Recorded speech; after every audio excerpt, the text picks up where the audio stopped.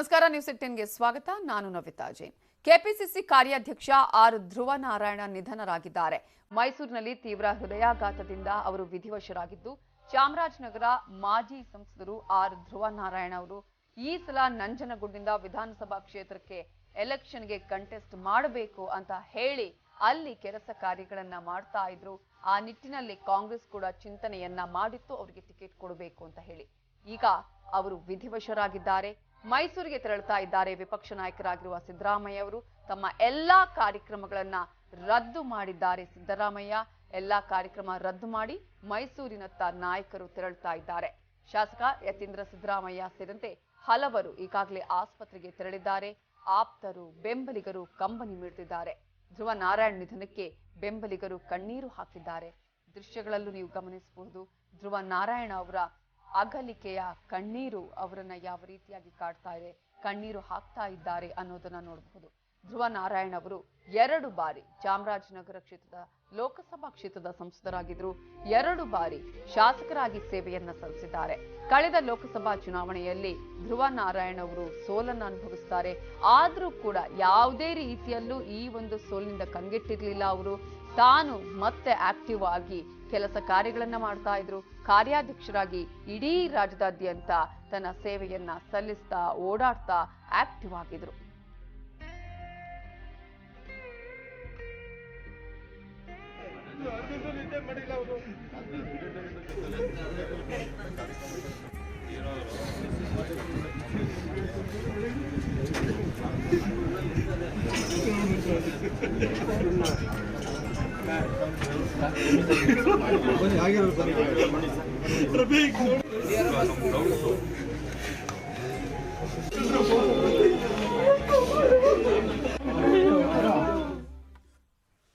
ಧ್ರುವ ನಾರಾಯಣ್ ನಿಧನಕ್ಕೆ ಸಿಎಂ ಬಸವರಾಜ ಬೊಮ್ಮಾಯಿ ಅವರು ಸಂತಾಪ ಸೂಚಿಸಿದ್ದಾರೆ.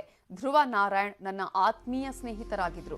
ಸಕಲ ಸರ್ಕಾರಿ ಪೊಲೀಸ್ ಗೌರವಗಳೊಂದಿಗೆ ಅಂತ್ಯ ಸಂಸ್ಕಾರಕ್ಕೆ ವ್ಯವಸ್ಥೆ ಮಾಡುವುದಾಗಿ ಸಿಎಂ ಹೇಳಿದ್ದಾರೆ. ಧ್ರುವ ನಾರಾಯಣ್ ಕುಟುಂಬಕ್ಕೆ ದೇವರು ದುಃಖ ತಡೆಯುವ ಶಕ್ತಿ ಕೊಡಲಿ ಅಂತ ಸಮಾಧಾನ ಹೇಳಿದ್ರು, ಸಾಂತ್ವನ ಹೇಳಿದ್ರು.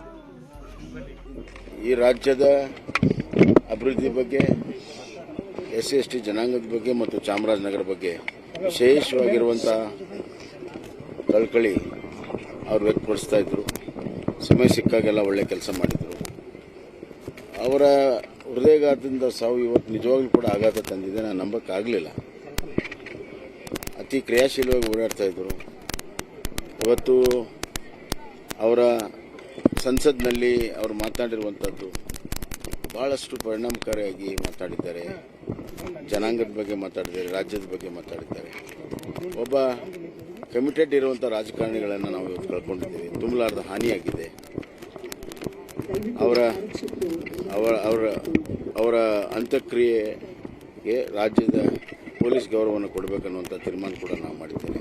ಅವರ ಆತ್ಮಕ್ಕೆ ಶಾಂತಿ ಅವರ ಆತ್ಮಕ್ಕೆ ಶಾಂತಿ ಸಿಗಲಿ, ಅವ್ರ ಕುಟುಂಬಕ್ಕೆ ದುಃಖ ಬರೆಸುವಂಥ ಶಕ್ತಿ ಸಿಗಲಿ. ನನ್ನ ವೈಯಕ್ತಿಕ ಧ್ರುವ ನಾರಾಯಣ್ ಬಗ್ಗೆ ಪ್ರತಿಯೊಬ್ಬರು ಮಾತನಾಡ್ತಾ ಹೇಳೋದು ಇದೆ. ಸೌಮ್ಯ ಸ್ವಭಾವದವರು, ಯಾರ ಜೊತೆನೂ ಅವರು ಶತ್ರುತ್ವ ಕಟ್ಟಿಕೊಂಡಿಲ್ಲ, ಎಲ್ಲರ ಜೊತೆನೂ ಅಜಾತ ಶತ್ರುವಾಗಿದ್ರು ಅನ್ನುವಂತಹ ಮಾತನ್ನ ಹೇಳ್ತಾರೆ. ಅವರ ರಾಜಕೀಯ ಜೀವನದುದ್ದಕ್ಕೂ ಅದೇ ರೀತಿಯ ಪಾಲಿಸಿಯನ್ನ ಅವರು ತನ್ನ ಜೀವನದಲ್ಲಿ ನಡೆಸಿಕೊಂಡು ಬಂದಿದ್ದಾರೆ. ಹಾಗಾದ್ರೆ ಇವರ ರಾಜಕೀಯ ಜೀವನ ಯಾವ ರೀತಿಯಾಗಿತ್ತು, ಈಗ ಯಾವ ರೀತಿಯಾದಂತಹ ಒಂದು ಚುನಾವಣಾ ಸ್ಪರ್ಧೆಗೆ ಅವರು ತಯಾರಿಯನ್ನ ಮಾಡ್ಕೊಳ್ತಾ ಇದ್ರು ಅನ್ನೋದ್ರ ಬಗ್ಗೆ, ಇವೆಲ್ಲರ ಅವರ ರಾಜಕೀಯ ಜೀವನದ ಬಗ್ಗೆ ಮಾತನಾಡೋದಕ್ಕೆ ನಮ್ಮ ಜೊತೆ ನೆಟ್ವರ್ಕ್ 18 ಸೌತ್ನ ಎಡಿಟೋರಿಯಲ್ ಅಡ್ವೈಸರ್ ಆಗಿರುವಂತಹ DP ಸತೀಶ್ ಅವರು ನೇರ ಸಂಪರ್ಕದಲ್ಲಿ ಜಾಯಿನ್ ಆಗಿದ್ದಾರೆ. ನಮಸ್ತೆ ಸರ್. ನಮಸ್ತೆ. ನೀವು ಬಹಳ ವರ್ಷಗಳಿಂದ ಅವರನ್ನ ಬಹಳ ಹತ್ತಿರದಲ್ಲಿ ಬಲ್ಲವರು, ಅವರ ಆಪ್ತರು ಕೂಡ ನೀವು. ಇಂತಹ ಸಂದರ್ಭದಲ್ಲಿ ಅವರ ಇಡೀ ರಾಜಕೀಯ ಜೀವನವನ್ನ ಒಂದ್ಸಲ ವಿವರಿಸೋದಾದ್ರೆ. ನನಗೆ ಇವತ್ತು ಬೆಳಿಗ್ಗೆ ಈ ಸುದ್ದಿ ಬಂದಾಗ ನಂಬಲಿಕ್ಕಾಗಲಿಲ್ಲ. ಧ್ರುವ ನಾರಾಯಣ್ ಅವರು ನನಗೆ ತುಂಬಾ ಚೆನ್ನಾಗಿ ಪರಿಚಯ ಇದ್ದವರು. ಅವರು 2009ನೇ ಇಸ್ವಿಯಲ್ಲಿ ಮೊದಲನೇ ಸಲ ಲೋಕಸಭೆಗೆ ಗೆದ್ದು ಬಂದರು. ಅವರು ಶಾಸಕರಾಗಿದ್ರು. ಆಮೇಲೆ ಅವರು ಲೋಕಸಭೆಗೆ ಗೆದ್ದು ಬಂದ್ರು. ಆಗ ಮೈಸೂರಿನಿಂದ H. ವಿಶ್ವನಾಥ್ ಅವರು 4,000 ಮತಗಳಿಂದ ಗೆದ್ದು ಬಂದಿದ್ರು. ಧ್ರುವ ನಾರಾಯಣ್ ಅವರು ಚಾಮರಾಜನಗರದಿಂದ 8,000 ಮತಗಳಿಂದ ಗೆದ್ದು ಬಂದಿದ್ರು. ಅವರು ದೆಹಲಿಗೆ ಸಂಸತ್ ಸದಸ್ಯರಾಗಿ ಬಂದ ಮೇಲೆ ನನಗೆ ಅವರಿಗೆ ಆಪ್ತತೆ ಜಾಸ್ತಿ ಆಯ್ತು. ಸಾಮಾನ್ಯವಾಗಿ ನಾನು ಧ್ರುವ ನಾರಾಯಣ್ ಅವರು H. ವಿಶ್ವನಾಥ್ ಅವರ ಸೌತ್ ಅವೆನ್ಯೂ ಮನೆಯಲ್ಲಿ ಕೂತು ಬಹಳ ಹೊತ್ತು ಮಾತಾಡ್ತಾ ಇರ್ತಿದ್ವಿ. ಒಟ್ಟಿಗೆ ಹೊರಗಡೆ ಊಟ ತಿಂಡಿಯಲ್ಲಿ ಇಲ್ಲಿ ಎಲ್ಲ ಹೋಗಿ ಬರ್ತಾ ಇರ್ತಿದ್ವಿ. ಧ್ರುವ ನಾರಾಯಣ್ ಅವರು ಹಳೆ ಮೈಸೂರು ಭಾಗದಿಂದ ಬಂದ ತುಂಬಾ ಇಂಪಾರ್ಟೆಂಟ್ ದಲಿತ್ ನಾಯಕರಲ್ಲಿ ಒಬ್ರು. ಅವರು ನಿಜವಾಗೂ ಸಜ್ಜನರು, ಸುಮ್ಮನೆ ರಾಜಕಾರಣಿಗಳು ತೀರ್ಕೊಂಡ ಮೇಲೆ ಸಜ್ಜನರು ಅಂತ ಕೆಲವರು ಹೇಳೋ ರೂಢಿ ಇದೆ. ಧ್ರುವನಾರಾಯಣ್ ಅವರು ಬದುಕಿದ್ದಾಗ ತುಂಬಾ ಸಜ್ಜನಿಕೆಯಿಂದ ಜೀವನವನ್ನು ಮಾಡಿದವರು. ಅವರು ಪಕ್ಷದ ಸಾಮಾನ್ಯ ಕಾರ್ಯಕರ್ತರಾಗಿ ಬೆಳೆದು ಬಂದವರು. ಅವರು 2 ಸಲ ವಿಧಾನಸಭೆಗೆ ಆಯ್ಕೆ ಆಗಿದ್ರು. ಒಂದ್ಸಲ ಕೇವಲ ಒಂದೇ ಒಂದು ಮತಗಳಿಂದ ಬಿ ರಾಚಯ್ಯನವರ ಮಗ ಕೃಷ್ಣಮೂರ್ತಿ ಅವರನ್ನು ಸೋಲಿಸಿ ಅವರು ವಿಧಾನಸಭೆಗೆ ಬಂದಿದ್ರು. ಧ್ರುವನಾರಾಯಣ್ ಅವರು ವೈಯಕ್ತಿಕ ಜೀವನದಲ್ಲಾಗ್ಲಿ ರಾಜಕೀಯ ಜೀವನದಲ್ಲಾಗ್ಲಿ ಯಾರನ್ನೂ ನೋಯಿಸಿದವರಲ್ಲ, ಇನ್ನೊಬ್ಬರಿಗೆ ತೊಂದರೆ ಕೊಟ್ಟು ಉಪದ್ರವ ಕೊಟ್ಟ ವ್ಯಕ್ತಿ ಅಲ್ಲ. ಬಹಳ ಕಡಿಮೆ ಮಾತಾಡ್ತಿದ್ದ ವ್ಯಕ್ತಿ, ಕೇಳಿಸ್ಕೊಳ್ತಾ ಇದ್ದ ವ್ಯಕ್ತಿ, ಮತ್ತೆ ಯಾವಾಗಲೂ ನಗಾಡ್ತಾ ಇರ್ತಿದ್ರು. ಹಳೆ ಮೈಸೂರು ಭಾಗದಿಂದ ಬಂದ ಅತಿ ದೊಡ್ಡ ಹಿಂದಿನ ದಲಿತ ನಾಯಕರು ಬಿ ರಾಚಯ್ಯನವರು, ಬಿ ಬಸವಲಿಂಗಪ್ಪನವರು ಅವರೆಲ್ಲ ಇದ್ರು. ಆಮೇಲೆ ವಿ ಶ್ರೀನಿವಾಸ್ ಪ್ರಸಾದ್ ಅವರು, ಧ್ರುವನಾರಾಯಣ್ ಅವರು ಕೂಡ ವಿ ಶ್ರೀನಿವಾಸ್ ಪ್ರಸಾದ್ ಅವ್ರ ಜೊತೆಯಲ್ಲೇ ಇದ್ದವರು. ವಿ ಶ್ರೀನಿವಾಸ್ ಪ್ರಸಾದ್ ಅವರು 80-90ರ ದಶಕದಲ್ಲಿ ಹಳೆ ಮೈಸೂರು ಭಾಗದ ಅನ್ಡಿಸ್ಪ್ಯೂಟೆಡ್ ದಲಿತ್ ಲೀಡರ್ ಆಗಿದ್ರು. ಈ ಶ್ರೀನಿವಾಸ್ ಪ್ರಸಾದ್ ಅವ್ರ ಜೊತೆಗೆ ಧ್ರುವನಾರಾಯಣ್ ಅವರಿದ್ರು. ಆಮೇಲೆ ಚಾಮರಾಜನಗರದಿಂದ 2004ರಲ್ಲಿ ಜನತಾದಳ ಎಸ್ ಇಂದ MP ಆಗಿದ್ದ ಕಾಗಲವಾಡಿ ಶಿವಣ್ಣ ಅವರು ಕೂಡ ಇದ್ರು. ಆಮೇಲೆ ಧ್ರುವನಾರಾಯಣ್ ಅವರು ಅವ್ರ ಸಂಪರ್ಕದಲ್ಲಿ ಇದ್ದವರು. ಧ್ರುವನಾರಾಯಣ್ ಅವರು H ವಿಶ್ವನಾಥ್ ಜೊತೆ, ಸಿದ್ದರಾಮಯ್ಯನವ್ರ ಜೊತೆ ಎಲ್ಲ ಸಂಪರ್ಕವನ್ನು ಬೆಳೆಸಿದ್ರು. ಆದ್ರೆ ಧ್ರುವನಾರಾಯಣ್ ಅವರು ಕಾಂಗ್ರೆಸ್ ನಲ್ಲಿ ಇದ್ರು. ಸಿದ್ದರಾಮಯ್ಯನವರು ಕಾಂಗ್ರೆಸ್ಗೆ ಬಂದ ಮೇಲೆ ಧ್ರುವನಾರಾಯಣ್ ಅವರು ಸಿದ್ದರಾಮಯ್ಯನವರಿಗೆ ಆಪ್ತರಾದ್ರು. ಧ್ರುವನಾರಾಯಣ್ ಅವರು MP ಆಗಿದ್ದಾಗ, MLA ಆಗಿದ್ದಾಗ ಜನಸಾಮಾನ್ಯರ ಪರವಾಗಿ ಮಾತಾಡ್ತಾ ಇದ್ರು, ಸ್ಪಷ್ಟವಾಗಿ ಮಾತಾಡ್ತಾ ಇದ್ರು, ತುಂಬಾ ಚೆನ್ನಾಗಿರುವ ಕನ್ನಡದಲ್ಲಿ ಮಾತಾಡ್ತಾ ಇದ್ರು, ಹಳೆ ಮೈಸೂರಿನ ಕನ್ನಡದಲ್ಲಿ. ಅವರಿಗೆ ಎಲ್ಲಾ ವಿಷಯಗಳ ಬಗ್ಗೆ ತುಂಬಾ ಆಸಕ್ತಿ ಇತ್ತು, ಓದ್ಕೊಂಡು ಬರ್ತಾ ಇದ್ರು. ಮತ್ತೆ ಸುಮ್ನೆ ಬೇಕಾಬಿಟ್ಟಿ ಎಲ್ಲೂ ಏನು ಅನ್ನೋ ಅವರು ಮಾತಾಡ್ತಾ ಇರಲಿಲ್ಲ. ತುಂಬಾ ಒಳ್ಳೆ ಮನುಷ್ಯ. ಅವರಿಗೆ ಪಾರ್ಲಿಮೆಂಟ್ಗೆ 2009ರಲ್ಲಿ ಬಂದಾಗ, ಮೊದಲನೇ ಸಲ ಗೆದ್ದು ಬಂದಾಗ ಅವರಿಗೆ ಸಾಕಷ್ಟು ಕೆಲಸ ಮಾಡಬೇಕು, ಮಾತಾಡ್ಬೇಕು ಅನ್ನೋ ಹುರುಪು, ಉಮೇದು ಎಲ್ಲ ಇತ್ತು. ಆದ್ರೆ ಅವರು ಆಡಳಿತ ಪಕ್ಷ ಆಗಿತ್ತು. ಆದ್ರಿಂದ ಅವರಿಗೆ ಜಾಸ್ತಿ ಮಾತಾಡ್ಲಿಕ್ಕೆಲ್ಲ ಅವಕಾಶ ಸಿಗ್ತಾ ಇರಲಿಲ್ಲ. ಆದ್ರೆ ಅವರ ಕ್ಷೇತ್ರದ ಬಗ್ಗೆ, ರಾಜ್ಯದ ಬಗ್ಗೆ ಅಂದ್ರೆ ವಿಷಯ ಬಂದಾಗ ಹೋಗಿ ಸಂಬಂಧಪಟ್ಟ ಮಂತ್ರಿಗಳನ್ನು ಭೇಟಿ ಆಗೋದು, ಕಾಗದಗಳನ್ನು ಬರೆಯೋದು, ಕ್ಷೇತ್ರದಿಂದ ಬಂದಿರೋ ವೋಟರ್ಗಳನ್ನ, ಮತದಾರರನ್ನ, ಜನರನ್ನ ಭೇಟಿ ಆಗೋದು, ಆ ಕೆಲಸ ಎಲ್ಲವನ್ನೂ ಮಾಡ್ತಾ ಇದ್ರು. 2014ರಲ್ಲಿ ಕೂಡ ಅವರು ಗೆದ್ದು ಬಂದ್ರು. ಆದ್ರೆ 2019ರಲ್ಲಿ ತಮ್ಮ ಹಳೆ ಗುರು ಶ್ರೀನಿವಾಸ್ ಪ್ರಸಾದ್ ವಿರುದ್ಧ ಕೇವಲ 3,500 ಓಟಲ್ಲಿ ಧ್ರುವನಾರಾಯಣ್ ಅವರು ಸೋತ್ರು. ಆಗ ಸೋತಾಗ ಕೂಡ ಅವರು ಕಂಗೆಡ್ಲಿಲ್ಲ, ಪಕ್ಷದಲ್ಲಿ ಕ್ರಿಯಾಶೀಲರಾಗಿದ್ರು. ಅವರನ್ನ ಪಕ್ಷದ ಕಾರ್ಯಾಧ್ಯಕ್ಷರಾಗಿ ಮಾಡಿದಾಗ ನಾನು ಹೇಳಿದ್ದೆ, ಒಳ್ಳೆ ಚಾಯ್ಸು, ಇವ್ರನ್ನ ಮಾಡಿರೋದು ಸರಿಯಾಗಿದೆ ಅಂತ. ಧ್ರುವನಾರಾಯಣ್ ಅವರು ಪಕ್ಷವನ್ನ ಸಂಘಟನೆ ಮಾಡ್ಲಿಕ್ಕೆ ತುಂಬಾ ಓಡಾಡ್ತಾ ಇದ್ರು. ನಂಜನಗೂಡಲ್ಲಿ ಅವರು ಈ ಸಲ ನಿಲ್ಬೇಕು ಅಂತ ಡಿಸೈಡ್ ಮಾಡಿದ್ರು. ಪಕ್ಷ ಅವ್ರಿಗೆ ಟಿಕೆಟ್ ಕೂಡ ಕೊಟ್ಟಾಗಿತ್ತು, ಮತ್ತು ಅವ್ರು ಗೆಲ್ತಾ ಇದ್ರು ಕೂಡ. ಆದ್ರಿಂದ ಧ್ರುವನಾರಾಯಣ್ ಅವರು ತೀರ್ಕೊಂಡಿರೋದು ಕಾಂಗ್ರೆಸ್ ಪಕ್ಷಕ್ಕೆ ತುಂಬಾ ದೊಡ್ಡ ನಷ್ಟ, ಹಾಗೂ ಮೈಸೂರು, ಚಾಮರಾಜನಗರ ಭಾಗದ ಪಕ್ಷದ ಕಾರ್ಯಕರ್ತರಿಗೆ, ಜನರಿಗೆ ಕೂಡ ತುಂಬಾ ದೊಡ್ಡ ನಷ್ಟ. ಯಾಕೆಂದ್ರೆ ಧ್ರುವನಾರಾಯಣ್ ಅವರು ನಿಜವಾಗಿ ಒಳ್ಳೆ ಮನುಷ್ಯ, ತುಂಬಾ ಸಜ್ಜನ, ಒಬ್ಬ ವಿದ್ಯಾವಂತ, ಒಳ್ಳೆ ಮನುಷ್ಯ. ಅವರು ತೀರ್ಕೊಂಡಿದ್ದು ಬೆಳಗ್ಗೆ ಕೇಳಿ ನನಗೆ ಬಹಳ ಆಘಾತ ಆಯ್ತು. ಯಾಕಂದ್ರೆ ವೈಯಕ್ತಿಕವಾಗಿ ಧ್ರುವನಾರಾಯಣ್ ಅವರ ಪರಿಚಯ ಇದ್ದ, ಅವ್ರ ಜೊತೆ ಒಡನಾಡಿದ ವ್ಯಕ್ತಿಗಳಲ್ಲಿ ನಾನು ಕೂಡ ಒಬ್ಬ. ಡಿ.ಪಿ. ಸತೀಶ್ ಸರ್, ನೀವು ಹೇಳಿದ ಹಾಗೆ ಈಗ ಅಲ್ಲಿಂದ ಇಲ್ಲಿವರೆಗೂ ಕೂಡ ರಾಜಕಾರಣದಲ್ಲಿ ನಾವು ನೋಡ್ತಾ ಹೋದ್ರೆ ಒಂದಷ್ಟು ಬದಲಾವಣೆಗಳನ್ನ ಮಾಡ್ತಾರೆ, ಅಥವಾ ಒಂದಷ್ಟು ಪಕ್ಷದ ವಿಚಾರಗಳಂತ ಬಂದಾಗ ಒಂದಷ್ಟು ಬೇರೆ ಬೇರೆ ರೀತಿಯ ಭಿನ್ನತೆಗಳೇ ಇರುತ್ತೆ. ಕೆಲವರು ಪಕ್ಷಾಂತರ ಮಾಡುವಂತಹ ಇತ್ತೀಚಿನ ದಿನಗಳನ್ನು ನಾವು ನೋಡ್ತೀವಿ. ಇವರು ಯಾವ ರೀತಿಯಾಗಿ ಇಡೀ ಒಂದು ಕಾಂಗ್ರೆಸ್ ಪಕ್ಷದಲ್ಲೇ ಇದ್ದುಕೊಂಡು ಯಾವುದೇ ಸೋಲು ಗೆಲುವು ಆದ್ರೂ ಕೂಡ ಇನ್ನೊಬ್ಬರ ಜೊತೆಗೆ, ಈಗ ನಾವು ಟೀಕೆ ಟಿಪ್ಪಣಿಗಳನ್ನು ಮಾಡುವಾಗ್ಲೂ ನೋಡ್ತೀವಿ, ಅವ್ರು ಪ್ರೆಸ್ ಮೀಟ್ ಮಾಡುವಾಗ ಆರೋಪಗಳನ್ನು ಮಾಡಿದಾಗ್ಲೂ ಕೂಡ ಯಾವುದೇ ರೀತಿಯಲ್ಲಿ ಇನ್ನೊಬ್ಬರಿಗೆ ಹರ್ಟ್ ಆಗುವ ರೀತಿ ಮಾತಾಡ್ತಾ ಇರ್ಲಿಲ್ಲ. ಅದನ್ನು ಕೂಡ ನಾವು ಗಮನಿಸ್ತಾ ಇದ್ವಿ. ಸೊ ಇಂತಹ ಸಂದರ್ಭದಲ್ಲಿ ಪಕ್ಷ ನಿಷ್ಠೆ ಯಾವ ರೀತಿಯಾಗಿತ್ತು? ಧ್ರುವನಾರಾಯಣ್ ಅವರು ಕಾಂಗ್ರೆಸ್ ಪಕ್ಷಕ್ಕೆ ತುಂಬಾ ನಿಷ್ಠರಾಗಿದ್ರು. ಧ್ರುವನಾರಾಯಣ್ ಅವರು ವಿದ್ಯಾರ್ಥಿ ಚಳವಳಿಯಿಂದ ಬಂದವರು. ಅವರು ಯೂತ್ ಕಾಂಗ್ರೆಸ್ ನಲ್ಲಿ ಇದ್ರು, ಆಮೇಲೆ ಮೇನ್ ಕಾಂಗ್ರೆಸ್ಗೆ ಬಂದ್ರು. ಪಕ್ಷದ ಬಗ್ಗೆ ಅವರು ಪಕ್ಷದ ವಿರುದ್ಧ ಎಲ್ಲೂ ಏನನ್ನೂ ಮಾತಾಡ್ತಾ ಇರಲಿಲ್ಲ. ಅವರು ತುಂಬಾ ಸೌಮ್ಯ ಸ್ವಭಾವದವರು. ಏನಾದ್ರೂ ಪಕ್ಷದ ಜೊತೆ ಭಿನ್ನಾಭಿಪ್ರಾಯ ಇದ್ರೆ, ತಂಟೆ ತಕರಾರುಗಳಿದ್ರೆ ಅದನ್ನ ಪಕ್ಷದ ವೇದಿಕೆಗಳಲ್ಲಿ ನಾಯಕರುಗಳ ಮನೆಯಲ್ಲಿ ಹೋಗಿ ಮಾತಾಡ್ತಾ ಇದ್ರು. ಮಾತನಾಡ್ತೀನಿ. ಈಗ ಕೆಪಿಸಿಸಿ ಅಧ್ಯಕ್ಷರಾದಂತಹ ಡಿ.ಕೆ. ಶಿವಕುಮಾರ್ ಅವರು ಮಾತನಾಡ್ತಾ ಇದ್ದಾರೆ, ನೋಡೋಣ.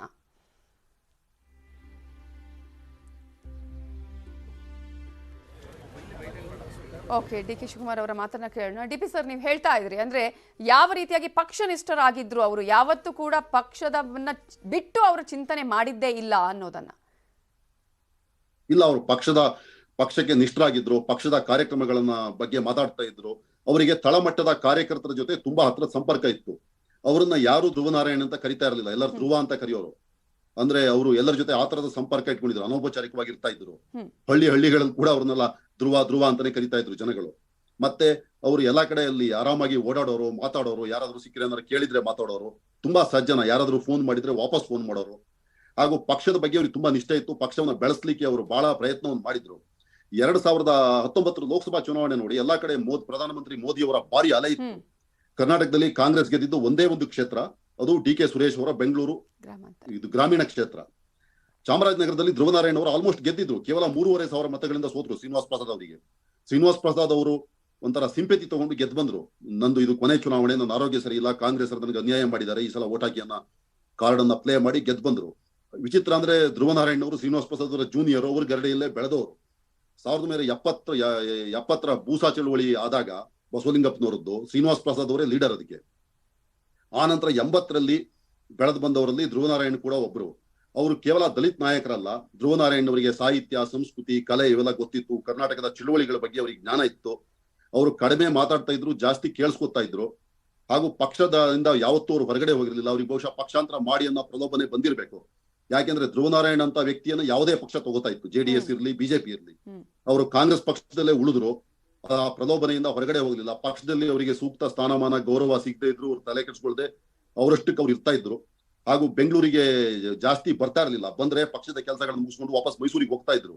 ಅವರಂತರ ಕ್ವಿಂಟೆಸೆನ್ಷಿಯಲ್ ಮೈಸೂರಿಯನ್ ಅವರು. ಮೈಸೂರಿನ ಬಗ್ಗೆ ಅವರಿಗೆ ಅಗಾಧವಾದ ಪ್ರೀತಿ ಇತ್ತು. ಮೈಸೂರಿನಲ್ಲಿ ಇರ್ತಾ ಇದ್ರು. ಅಲ್ಲಿಯ ಕಲೆ, ಸಾಹಿತ್ಯ, ಸಂಸ್ಕೃತಿ, ಜನಜೀವನ, ಆಹಾರ ಎಲ್ಲೋದ್ರ ಬಗ್ಗೆ ಅಪಾರ ಜ್ಞಾನ ಇದ್ದ ವ್ಯಕ್ತಿ ಅವರು. ಒಂದು ಮತದಿಂದ ಅವರು ಗೆಲುವನ್ನು ಸಾಧಿಸ್ತಾರಲ್ಲ, ಆ ಸಂದರ್ಭದಲ್ಲಿ ಏನಾದ್ರೂ ಈ ರೀತಿಯ ಇನ್ನೊಂದಷ್ಟು ಜಾಸ್ತಿ ಮಾರ್ಜಿನ್ ಅನ್ನು ಪಡ್ಕೊಳ್ಬೇಕಾಗಿತ್ತು? ಟೆಕ್ನಿಕಲಿ ಯಾವುದೇ ಒಂದು ಮತದಿಂದ ಪಡೆದ್ರು ಕೂಡ ಅದು ಗೆಲುವೆ. ಸೊ ಇದರ ಬಗ್ಗೆ ಏನಾದ್ರೂ ಮಾತನಾಡಿದ್ದಿದೆಯಾ? ಇಲ್ಲ, ಅದು ಅವ್ರು ಹೇಳ್ತಾ ಇದ್ರು, ಅದೃಷ್ಟ ಇದ್ದಿದ್ದಕ್ಕೆ ನಾನು ಗೆದ್ದೇ ಇಲ್ಲ, ಅವ್ರು ಕೃಷ್ಣಮೂರ್ತಿ ಗೆಲ್ತಾ ಇದ್ರು ಅಂತ ಹೇಳ್ತಾ ಇದ್ರು. ಯಾಕೆಂದ್ರೆ ಒಂದೇ ಒಂದು ಮತದಲ್ಲಿ ಅವ್ರು ಗೆದ್ದು ಬಂದು MLA ಆದ್ರು, ಅದೊಂದು ದಾಖಲೆ. ಆದ್ರೆ ಒಂದೇ ಮತದಿಂದ ಗೆದ್ದು ಬಂದವರು ಇವ್ರು ಒಬ್ಬರೇ ಅಲ್ಲ, ಇನ್ನು ಕೆಲವರು ಇದಾರೆ ಇಂಡಿಯಾದಲ್ಲಿ ಬೇರೆ ಬೇರೆ ಕಡೆ. ಆದ್ರೆ ಒಂದು ಮತದಿಂದ ಗೆದ್ದು ಬಂದಾಗ ಧ್ರುವನಾರಾಯಣ್ ಹೇಳ್ತಾ ಇದ್ರು, ನಾನು ಒಂದ್ 2-3 ಸಲ ಕೇಳಿದ್ದೆ ಅವ್ರು MP ಆಗಿದ್ದಾಗ. ಅವ್ರು ಹೇಳ್ತಾ ಇದ್ರು, ನೋಡ್ರಿ ಅದೃಷ್ಟ ಚೆನ್ನಾಗಿತ್ತು. ಆಮೇಲೆ ಕೆಲವು ಹೆಸರು ಹೇಳ್ತಾ ಇದ್ರು, ನೋಡಿ ಅವನು ಊಟ ಹಾಕ್ದ, ಇವನು ಊಟ ಹಾಕ್ದ, ಅದಕ್ಕೆ ಗೆದ್ದುಬಿಟ್ಟೆ ಅಂತ. ಹಾಗೆ ಆಮೇಲೆ ಹೇಳ್ತಾ ಇದ್ರು, ಅವ್ರ ಕಡೆ ಯಾರು ಇನ್ನು 2 ಜನ ಊಟ ಹಾಕ್ಬಿಟ್ಟಿದ್ರು, ಅವ್ನು ಗೆಲ್ತಾ ಇದ್ದ ಅಂತ ಹೇಳ್ತಾ ಇರ್ತಿದ್ರು. ಅದ್ರ ಬಗ್ಗೆ ಅವ್ರನ್ನ ಜಾಸ್ತಿ ತಲೆ ಕೆಡಿಸ್ಕೊಂಡಂಗೆ ಕಾಣ್ತಾ ಇರ್ಲಿಲ್ಲ. ಯಾಕಂದ್ರೆ ಪಾಲಿಟಿಕ್ಸ್ ಅಲ್ಲಿ ನಿಮಗೆ ಗೊತ್ತು ನವಿತಾ, ನೀವು 1 ಮತದಿಂದ ಗೆಲ್ಲಿ, 1 ಲಕ್ಷ ಮತದಿಂದ ಗೆಲ್ಲಿ, ಗೆದ್ದವನ್ನೆಲ್ಲ ತಗೊಂಡು ಹೋಗ್ತಾನೆ, ಸೋತವನಿಗೆ ಏನೂ ಇಲ್ಲ. ಪಾಲಿಟಿಕ್ಸ್ ಅಲ್ಲಿ ಸಿಲ್ವರ್ ಮೆಡ್ಲು, ಬ್ರೋಂಜ್ ಮೆಡ್ಲು ಯಾವ್ದು ಇಲ್ಲ. ಪಾಲಿಟಿಕ್ಸ್ ಅಲ್ಲಿ ಗೋಲ್ಡ್ ಮೆಡ್ಲ್ ಒಂದೇ ಇರೋದು. ಅಲ್ಲಿ ಗೆದ್ದವರಿಗೆ ಎಲ್ಲದೂ ಸಿಕ್ಬಿಡುತ್ತೆ, ಸೋತವನಿಗೆ ಏನೂ ಸಿಗಲ್ಲ. ನೀವು 1 ಮತದಿಂದ ಗೆದ್ರು ನಿಮ್ಗೆ ಅದೇ ಅಧಿಕಾರ, 1 ಲಕ್ಷ ಮತದಿಂದ ಗೆದ್ರು ಅದೇ ಅಧಿಕಾರ. ಸೋತವನಿಗೆ ಏನೂ ಸಿಗಲ್ಲ. ಯಾರು ಹೇಳಲ್ಲ 1 ಹೋಟೆಲ್ ಸೋತ ಅಥವಾ 1 ಲಕ್ಷ ಹೋಟೆಲ್ ಸೋತ ಅಂತ. ಸೋತವನ್ ಸೋತ, ಗೆದ್ದವನ್ ಗೆದ್ದ ಅಷ್ಟೇ. ಎಸ್ ಸರ್, ಈಗ ನಂಜನಗೂಡಿನಿಂದ ಅವ್ರ ಕ್ಷೇತ್ರಕ್ಕೆ ಒಂದು ತಯಾರಿಯನ್ನ ಮಾಡ್ಕೊಳ್ತಾ ಇದ್ರು. ಅಲ್ಲಿ ಇನ್ನೊಂದು ಕಡೆ ಇನ್ನು ಕೂಡ ಕನ್ಫರ್ಮ್ ಆಗಿಲ್ಲ, ಬಟ್ ಚಿಂತನೆ ಆಗಿತ್ತು ಅಷ್ಟೇ ಕಾಂಗ್ರೆಸ್ನಲ್ಲಿ ಇವರನ್ನ ನಿಲ್ಲಿಸಬೇಕು ಅಂತ ಹೇಳಿ. ಇನ್ನೊಂದು ಕಡೆ ಅವರ ಆರೋಗ್ಯದಲ್ಲಿ ಏನಾದ್ರೂ ಏರುಪೇರು ಆಗಿತ್ತಾ? ಇದ್ರ ಬಗ್ಗೆ ಏನಾದ್ರೂ ಅವರು ಮಾತನಾಡಿದ್ದಿದೆಯಾ? ನನಗೆ ಗೊತ್ತಿಲ್ಲ, ನಾನು ಇತ್ತೀಚೆಗೆ ಧ್ರುವ ಹತ್ರ ಮಾತಾಡಿಲ್ಲ. ಈ ಸುಮಾರು 1 ವರ್ಷಗಳ ಹಿಂದೆ ಅವ್ರ ವೈಫ್ಗೆ ಹುಷಾರಿರ್ಲಿಲ್ಲ. ನಾನು ಅವಾಗ ಧ್ರುವ ಅವರಿಗೆ ಫೋನ್ ಮಾಡಿದ್ದೆ. ಅವರ ಹೆಂಡತಿಯನ್ನ ಮಣಿಪಾಲ್ ಆಸ್ಪತ್ರೆಗೆ ಏನೋ ಕರ್ಕೊಂಡ್ ಬಂದಿದ್ರು. ನಾನು ಮಾತಾಡಿ ವಿಚಾರಿಸಿದ್ದೆ. ಇವ್ರ ಆರೋಗ್ಯದ ಬಗ್ಗೆ ನಾನು ಏನೂ ಧ್ರುವನಾರಾಯಣ್ ಅವ್ರ ಹತ್ರ ಏನು ನಾನು ಕೇಳಿರ್ಲಿಲ್ಲ ಇತ್ತೀಚೆಗೆ. ನಂಜನಗೂಡ ನಿಲ್ಲೋದು ಖಚಿತ ಆಗಿತ್ತು. ಯಾಕಂದ್ರೆ ಅವರು ಪಕ್ಷದ ಕಾರ್ಯಾಧ್ಯಕ್ಷರು, ಅವರಿಗೆ ಟಿಕೆಟ್ ಕೊಡಲ್ಲ ಅಂತ ಹೇಳಕ್ಕಾಗಲ್ಲ.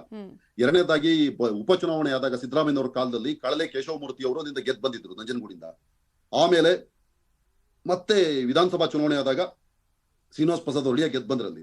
ಈ ಚುನಾವಣೆಯಲ್ಲಿ ಧ್ರುವನಾರಾಯಣ್ ಅವರು ನಂಜನಗೂಡಿಂದ ನಿಲ್ತಾರೆ ಅನ್ನೋ ಸುದ್ದಿ ಖಚಿತ ಆಗಿತ್ತು. ಮತ್ತೆ ಟಿಕೆಟ್ ಅವ್ರಿಗೆ ಡಿಕ್ಲೇರ್ ಆಗೋಗಿತ್ತು. ಅಂದ್ರೆ ಅಫಿಷಿಯಲ್ ಆಗಿ ಮಾಡಿರಲಿಲ್ಲ, ಅಧಿಕೃತವಾಗಿ ಅನಧಿಕೃತವಾಗಿ ಅವರೇ ಕ್ಯಾಂಡಿಡೇಟ್ ಅಂತ ಎಲ್ಲರಿಗೂ ಗೊತ್ತಾಗಿತ್ತು. ನನ್ನ ಪ್ರಕಾರ ಅವರು 100% ಗೆದ್ದು ಬರ್ತಾ ಇದ್ರು ಅಲ್ಲಿಂದ. ಈಗ ಅವರು ಅಕಾಲಿಕವಾಗಿ ತೀರ್ಕೊಂಡಿದ್ದಾರೆ. ಚುನಾವಣೆ ಇನ್ನು 2 ತಿಂಗಳಿಗಿಂತ ಕಡಿಮೆ ಅವಧಿಯಲ್ಲಿ ಆಗುತ್ತೆ. ಒಂದು 50 ದಿವಸದ ಚುನಾವಣೆ ಆಗುತ್ತೆ. ಕಾಂಗ್ರೆಸ್ನವರು ಅವರನ್ನು ಯಾರು ನಿಲ್ಲಿಸ್ತಾರೆ ಅಂತ ಗೊತ್ತಿಲ್ಲ ನನಗೆ. ಅಲ್ಲಿಂದ ಅವ್ರ ಕುಟುಂಬದಲ್ಲಿ ಯಾರಿಗಾದ್ರೂ ಟಿಕೆಟ್ ಅನ್ನ ಕೊಡಬಹುದು. ಕೃಷಿಯ ವಿಚಾರದಲ್ಲಿ ಅವರು BSc ಪದವೀಧರ ಮಾಡ್ಕೊಂಡಿದ್ದು, ಸ್ನಾತಕೋತ್ತರ ಪದವಿ ಕೂಡ ಅದರಲ್ಲೇ ಮಾಡಿರೋದ್ರಿಂದ ಕೃಷಿಯ ಬಗ್ಗೆ ಏನಾದ್ರೂ ಒಲವು ಜಾಸ್ತಿ ಇತ್ತಾ ರಾಜಕೀಯಕ್ಕೆ ಬಂದ ಮೇಲೂ? ಇಲ್ಲ, ಅವರಿಗೆ ಕೃಷಿಯಲ್ಲಿ ಒಲವಿತ್ತು. ಮತ್ತೆ ಅದ್ರ ಬಗ್ಗೆ ಅವ್ರಿಗೆ ಸಾಕಷ್ಟು ಜ್ಞಾನ ಇತ್ತು. ವಿವಿಧ ಬೆಳೆಗಳ ಬಗ್ಗೆ, ಮಣ್ಣಿನ ಬಗ್ಗೆ, ಅದ್ರ ಬಗ್ಗೆ ಎಲ್ಲ ಮಾತಾಡ್ತಾ ಇರ್ತಿದ್ರು ಅವರು. ಯಾವ ಬೆಳೆಯನ್ನು ಎಲ್ಲಿ ಬೆಳೆದ್ರೆ ಏನಾಗುತ್ತೆ, ಯಾವ ಬೆಳೆಯನ್ನು ಬೆಳಿಬಾರ್ದು, ಅದ್ರ ಬಗ್ಗೆ ಮಾತಾಡ್ತಾ ಇದ್ರು. ಇತ್ತೀಚೆಗೆ ಕೇಂದ್ರ ಸರ್ಕಾರ ತಂದಿದ್ದಂತ APMC ಆಕ್ಟ್ ಇದೆಯಲ್ಲ, ಅದ್ರ ಬಗ್ಗೆ ಎಲ್ಲ ಪ್ರೈವೇಟ್ ಅಲ್ಲಿ ಸುಮಾರು ಸಲ ಮಾತಾಡಿದಾರೆ ಅವರು. ತುಂಬಾ ಚೆನ್ನಾಗಿ ಆ ವಿಷಯ ಎಲ್ಲ ಮಾತಾಡ್ತಾ ಇದ್ರು. ಮತ್ತೆ ಧ್ರುವನಾರಾಯಣ್ ಅವರು ಮೈಸೂರಿನ ಚಾಮರಾಜನಗರ ಕಡೆ ಒಂದು ಡೈಲೆಕ್ಟ್ ಇದೆಯಲ್ಲ, ಆಡು ಭಾಷೆ, ಅದನ್ನ ತುಂಬಾ ಸೊಗಸಾಗಿ ಮಾತಾಡುವಂತ ವ್ಯಕ್ತಿ. ಆಮೇಲೆ ಮೈಸೂರಿನ ಸ್ಟ್ಯಾಂಡರ್ಡ್ ಕನ್ನಡ ಅಂತ ಹೇಳ್ತೀವಲ್ಲ, ಅದನ್ನು ಕೂಡ ತುಂಬಾ ಚೆನ್ನಾಗಿ ಮಾತಾಡ್ತಾ ಇದ್ರು ಅವರು. ಎಲ್ಲಾ ವಿಷಯಗಳ ಬಗ್ಗೆ ಆಸಕ್ತಿ ಇದ್ದ ವ್ಯಕ್ತಿ. ಆದ್ರೆ ಅವ್ರು ಜಾಸ್ತಿ ಯಾರಾದ್ರೂ ಮಾತಾಡಿದ್ರೆ ಕೇಳಿಸ್ಕೊಳ್ಳೋರು. ಅವ್ರು ಜಾಸ್ತಿ ಮಾತಾಡ್ತಾ ಇರ್ಲಿಲ್ಲ. ಅವರು ಡೆಲ್ಲಿಗೆ ಬಂದಾಗ H. ವಿಶ್ವನಾಥ್ ಅವರು ಅವರಿಗೆ ಒಂಥರ ಗುರು. H. ವಿಶ್ವನಾಥ್ ಅವರು ಒಂಥರ ಕಿಲಾಡಿ ಸ್ವಭಾವದವರು. ಅವ್ರು ಯಾವಾಗಲೂ ಧ್ರುವನಾರಾಯಣ್ ಅವ್ರನ್ನ ಕಿಚಾಯಿಸ್ಕೊಂಡು ಓಡಾಡ್ತಾ ಇರ್ತಾ ಇದ್ರು. ಧ್ರುವನಾರಾಯಣ್ ಅವರಿಗೆ ಹಿಂದಿ ಒಂದು ಅಕ್ಷರ ಕೂಡ ಬರ್ತಾ ಇರ್ಲಿಲ್ಲ. H. ವಿಶ್ವನಾಥ್ ಅವರಿಗೂ ಬರ್ತಾ ಇರ್ಲಿಲ್ಲ. ಅವರಿಬ್ರು ಹೇಳ್ತಾ ಇದ್ರು, ನಾವು ಕನ್ನಡದಲ್ಲೇ ಮಾತಾಡೋದ ಬಿಡಿ, ಅವರಿಗೂ ಅರ್ಥ ಆಗಲ್ಲ, ನಾವು ಮಾತಾಡಿದ್ದು, ಅವ್ರು ಮಾತಾಡಿದ್ದು ನಮಗೂ ಅರ್ಥ ಆಗಲ್ಲ ಬಿಡಿ ಅಂತ ಜೋಕ್ ಮಾಡ್ಕೊಂಡು ಓಡಾಡೋರು ಅವರು ಡೆಲ್ಲಿಯಲ್ಲಿ ಎಲ್ಲಾ ಕಡೆ. ವಿಶ್ವನಾಥ್ ಅವರ ಶಾಡೋ ತರ ಇದ್ರು ಅವರು. ಫಸ್ಟ್ MP ಆಗಿ ಬಂದಾಗ 2014ರಲ್ಲಿ ವಿಶ್ವನಾಥ್ ಅವರು ಸೋತ್ರು. ಪ್ರತಾಪ್ ಸಿಂಹ ಅವರು ಗೆದ್ದು ಬಂದ್ರು. ಆದ್ರೆ ಧ್ರುವನಾರಾಯಣ್ ಅವರು ಗೆದ್ದು ಬಂದ್ರು, ತುಂಬಾ ಒಳ್ಳೆ ಜನ. ಇನ್ನೊಂದು ವಿಷಯ ಅಂದ್ರೆ ಧ್ರುವನಾರಾಯಣ್ ಅವರು ಎಲ್ಲಾ ಪಕ್ಷದ ಜೊತೆ ಅತ್ಯಂತ ಹತ್ತಿರದ ಸಂಪರ್ಕ ಹೊಂದಿದ್ರು, ಬಿಜೆಪಿ JDS ಎಲ್ಲ. ವೈಯಕ್ತಿಕವಾಗಿ ಒಬ್ಬ ಕೂಡ ಧ್ರುವನಾರಾಯಣ್ ಕೆಟ್ಟ ಮನುಷ್ಯ ಅಂತ ಹೇಳಿ ನಾನು ಇಲ್ಲಿ ತನಕ ಕೇಳಿಲ್ಲ ನಾನು. ಅದು ದೊಡ್ಡ ಸರ್ಟಿಫಿಕೇಟ್ ನಿಮಗೆ. ನಿಜ ನಿಜ ನಿಜ. Thank you DP Satish sir, news 18 ಜೊತೆ ತಮ್ಮ ಅನುಭವಗಳನ್ನ ಹಂಚಿಕೊಂಡಿದ್ದಕ್ಕಾಗಿ. ಕೆಪಿಸಿಸಿ ಕಾರ್ಯಾಧ್ಯಕ್ಷ ಧ್ರುವ ನಾರಾಯಣ್ ಅವರು ವಿಧಿವಶರಾಗಿದ್ದಾರೆ. ಹೃದಯಾಘಾತದಿಂದ ವಿಧಿವಶರಾಗಿದ್ರು. ಇವತ್ತು ಬೆಳಗಿನ ಜಾವ ಅವರು ಕಾಲಲ್ಲೂ ಮಾತನಾಡಿದ್ರಂತೆ. ಅವರ ಗನ್ಮ್ಯಾನ್ ಏನ್ ಹೇಳಿದ್ದಾರೆ ನೋಡೋಣ.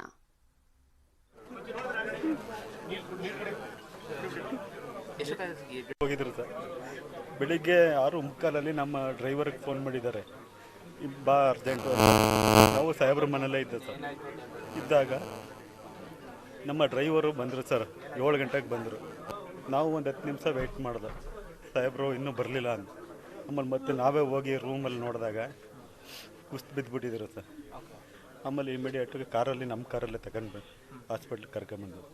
ಡಾಕ್ಟ್ರ್ ಮಂಜುನಾಥ್ ಅವರು ಇದ್ದರು ಜೊತೆಲಿ, ಈ ಹಾಸ್ಪಿಟ್ಲ್ ಡಾಕ್ಟ್ರು ಬಂದು ಇಲ್ಲಿ ಅಡ್ಮಿಟ್ ಮಾಡಿದ್ದು. ಫೋನ್ ಯಾರಿಗೂ ಮಾಡಿಲ್ಲ ಸರ್. ಡಾಕ್ಟರ್ ಸದಾನಂದ್ ಡಾಕ್ಟರ್ಗೆ ಅವರೇ ಮಾಡಿದ್ದಾರೆ ಬೆಳಿಗ್ಗೆ 6:45. ನಾವು 7 ಗಂಟೆಗೆ ನಮ್ಮ ಡ್ರೈವರ್ ಬಂದಾಗ ಒಂದು 10 ನಿಮಿಷ ವೆಯ್ಟ್ ಮಾಡೋಗಿ ನೋಡಿದಾಗ ಗೊತ್ತಾಗುತ್ತೆ. ನಿಮ್ಗೆ ಯಾರಿಗೂ ಫೋನ್ ಮಾಡಲಿಲ್ಲ? ನಮ್ಗೆ ಯಾರಿಗೂ ಫೋನ್ ಮಾಡಿಲ್ಲ. ಮಾತಾಡಿಲ್ಲ ಸರ್, ಮಾತಾಡಿಲ್ಲ ಸರ್. ನೀವು ಹಲವು ವರ್ಷಗಳಿಂದ ಅವ್ರಿಗೆ ಜಗ್ಬಾರ್ ಆಗಿದೆ, ಅವ್ರ ಓಡಾಟ ಹೇಗಿತ್ತು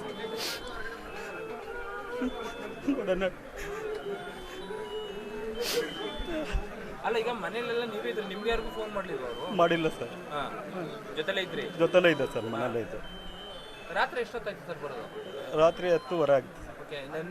ನಿನ್ನೆ 11 ವಿಲೇಜು ಪ್ರವಾಸ ಆಯ್ತು ನಂಜನಗೂಡು ತಾಲೂಕು. ಸರಿ, ಕಾಂಟ್ಯಾಕ್ಟ್ ಮಾಡಬೇಕು ಅಂತ ಬೇರೆ ಇದ್ರು ಅವರು, ಎಲ್ಲ ಓಡಾಟ ಜಾಸ್ತಿ ಇತ್ತು.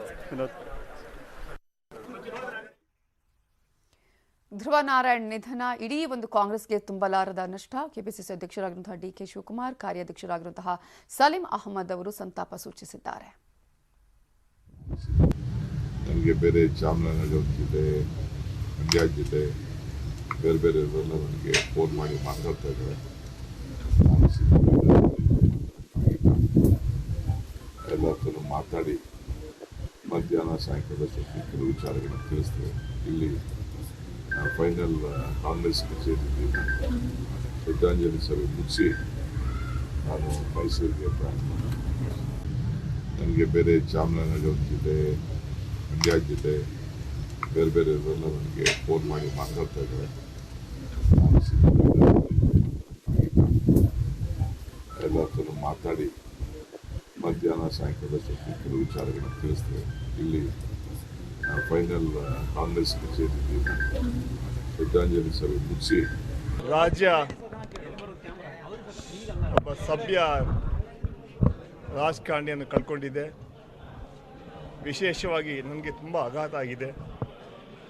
ಕಳೆದ 40 ವರ್ಷಗಳಿಂದ ಜೊತೆಗೆ ನಾವು ಕೆಲಸ ಮಾಡ್ಕೊಂಡು ಬಂದಿದ್ವಿ. NSV ನನ್ನ ಪದಾಧಿಕಾರಿ ಆಗಿದ್ದರು, MP ಆಗಿದ್ದರು, MLA ಆಗಿದ್ದರು. ಇವಾಗಲೂ ನನ್ನ ನಂಬಕ್ಕೆ ಆಗ್ತಾ ಇಲ್ಲ, ಹೇಗೆ ಸಾಧ್ಯ ಇದು ಅಂತ. ಯಾವುದೇ ಒಂದು ಹಾರ್ಟ್ ಪ್ರಾಬ್ಲಮ್ ಇಲ್ಲ. ಅವ್ರ ಕಡೆ ಬಹಳಷ್ಟು ದುಃಖ ಆಗಿದೆ ನನಗೆ.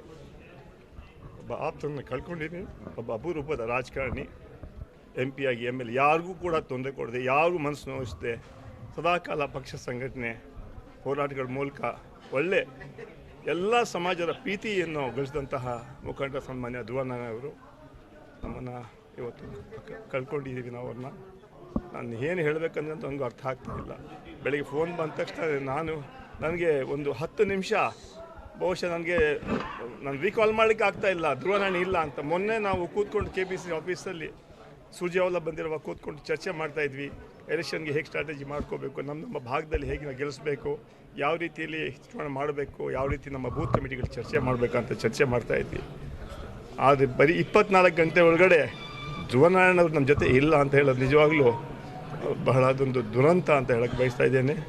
ಸಭ್ಯ ರಾಜಕಾರಣಿ, ಒಬ್ಬ ಅಪರೂಪದ ರಾಜಕಾರಣಿ, ಯುವ ನಾಯಕನಾಗಿ, ವಿದ್ಯಾರ್ಥಿ ನಾಯಕನಾಗಿ. ಇನ್ನು ನಮ್ಮ KPCC ಕಾರ್ಯಾಧ್ಯಕ್ಷರಾದಂಥ ಧ್ರುವ ನಾರಾಯಣರವರು ಅವರು ಇವತ್ತು ಬೆಳಿಗ್ಗೆ ಇವತ್ತು ಹೃದಯಾಘಾತದಿಂದ ಮರಣ ಹೊಂದಿದ್ದಾರೆ. ಏನು ಇವತ್ತು ನಮ್ಮ KPCC ಕಾರ್ಯಾಧ್ಯಕ್ಷರು ಭಾಳ ಪಕ್ಷದಲ್ಲಿ ಭಾಳ ಚಟುವಟಿಕೆಯಿಂದ ಹೋರಾಟ ಮಾಡ್ತಿದ್ರು, ಕೆಲಸ ಮಾಡ್ತಿದ್ರು. ಎಲ್ಲ ಕಡೆಗೂ ಕೂಡ ಅವರು ಹೋರಾಟ ಮಾಡಿ ಪಕ್ಷದ ಬಗ್ಗೆ ಮುಂದಿನ 2023 ಚುನಾವಣೆ ಬಗ್ಗೆ ಭಾಳ ಹೋರಾಟ ಮಾಡ್ತಿದ್ರು. ಅಂಥದ್ದು ಇವತ್ತು ಅವರು ನಮ್ಮನ್ನು ಎಲ್ಲರನ್ನೂ ಕೂಡ ಅಗಲೋಗಿದ್ದಾರೆ. ಅವ್ರ ಆತ್ಮಕ್ಕೆ ಶಾಂತಿ ಸಿಗಲಿ ಅಂತ ಕೋರ್ತಿದ್ದಾವೆ. ಏನು ಇವತ್ತು ನಡೆಯೋಂಥ ಪ್ರೋಗ್ರಾಮ್ಗಳು ಹೊನ್ನಳ್ಳಿ ಇರ್ಬೋದು, ಹರಿಹರ ಇರ್ಬೋದು, ಎಲ್ಲವೂ ಕೂಡ ಕ್ಯಾನ್ಸಲ್ ಆಗಿ ಈ ಪ್ರೋಗ್ರಾಮ್ ಇವತ್ತು ನಡೆಯೋಂಥ ಪ್ರೋಗ್ರಾಮ್ಗೆ ನೆಕ್ಸ್ಟ್ ಮುಂದೆ 13ನೇ ತಾರೀಕು ಅಂತ ಡೇಟ್ ಫಿಕ್ಸ್ ಮಾಡಿದ್ದಾರೆ. ಈಗ ಅದನ್ನೇ ನಾನು ಸಿದ್ದರಾಮಯ್ಯ ಸಾಹೇಬ್ರ ತಕ್ಕ ಮಾತಾಡಿ ಬಂದೆ. ಅವರು ಕೂಡ ಭಾಳ ಬೇಜಾರ ದುಃಖಾಗಿದ್ದಾರೆ. ಯಾಕಂದರೆ ಇವತ್ತು ನಮ್ಮ ಒಂದು ಕಾಂಗ್ರೆಸ್ಸಿನ ಒಬ್ಬ ವ್ಯಕ್ತಿ ಮೃತಪಟ್ಟಿರೋದ್ರಿಂದ ಇವತ್ತು ಭಾಳ ಕಾಂಗ್ರೆಸ್ ಪಕ್ಷಕ್ಕೆ ನೋವಾಗಿದೆ. ಕಾಂಗ್ರೆಸ್ ಪಕ್ಷಕ್ಕೆ KPCC ಕಾರ್ಯಾಧ್ಯಕ್ಷರಾದಂತಹ ಧ್ರುವ ನಾರಾಯಣ್ ಅವರ ನಿಧನಕ್ಕೆ ಎಲ್ಲರೂ ಸಂತಾಪವನ್ನು ಸೂಚಿಸ್ತಾ ಇದ್ದಾರೆ. ಮಾಜಿ ಸಚಿವರಾಗಿರುವ CP ಯೋಗೇಶ್ವರ್ ಅವರು ಸಂತಾಪವನ್ನು ಸೂಚಿಸಿದ್ದಾರೆ. ನನಗೂ ಧ್ರುವ ನಾರಾಯಣ್ ಅವರು ಒಬ್ಬ ಸಜ್ಜನ ವ್ಯಕ್ತಿತ್ವ ಉಳ್ಳಂಥವರು. ನನಗೂ ಆತ್ಮೀಯರಾಗಿದ್ದರು. ನಾನು ಅವರನ್ನು ಭಾರತೀಯ ಜನತಾ ಪಾರ್ಟಿಗೆ ಕರಿಬೇಕು ಅಂತೇಳಿ ಭಾಳ ಪ್ರಯತ್ನ ಪಡ್ತಾಯಿದ್ದೆ. ನಾನು ಕಾಂಗ್ರೆಸ್ಸಲ್ಲಿದ್ದಾಗ ಅವರು ನಮ್ಮ ಒಡನಾಟ ಜೊತೆಯಲ್ಲಿ ಶಾಸಕರಾಗಿ ಕೆಲಸ ಮಾಡಿದ್ವಿ. ನನಗೆ ಆತ್ಮೀಯರಾಗಿದ್ದರು. ಅವರ ಸಾವು ನನಗೆ ಭಾಳ ದುಃಖವನ್ನು ಉಂಟು ಮಾಡಿದೆ. ಪಕ್ಷ ಯಾವುದೇ ಆದರೂ ವ್ಯಕ್ತಿತ್ವಕ್ಕೆ ಮತ್ಸರ ಇಲ್ಲ. ಧ್ರುವ ನಾರಾಯಣ್ ಒಬ್ಬ ಸಜ್ಜನ ರಾಜಕಾರಣಿ. ಅವರಿಲ್ಲ ಅಂತಂದರೆ ತುಂಬ ದುಃಖ ಆಗ್ತದೆ. ಇನ್ನೂ ರಾಜಕಾರಣದಲ್ಲಿ ಸ್ವಲ್ಪ ಭಾಳಷ್ಟು ಆಸೆಯನ್ನು ಉಳ್ಳವರಾಗಿದ್ದರು. ಕಾಂಗ್ರೆಸ್ ಪಕ್ಷವನ್ನು ಈ ಭಾಗದಲ್ಲಿ ಕಟ್ಟಿ ಬೆಳೆಸಬೇಕು ಅನ್ನೋದು ಅವರ ಮನದಾಸೆ ಇತ್ತು. ಭಗವಂತ ಅವರ ಆತ್ಮಕ್ಕೆ ಶಾಂತಿ ನೆಮ್ಮದಿ ಕೊಡಲಿ. ಧ್ರುವ ನಾರಾಯಣ್ ಅವರು ಒಬ್ಬ. ಮತ್ತಷ್ಟು ಅಪ್ಡೇಟ್ಸ್ ನೋಡೋಣ ಬ್ರೇಕ್ ಆದಮೇಲೆ.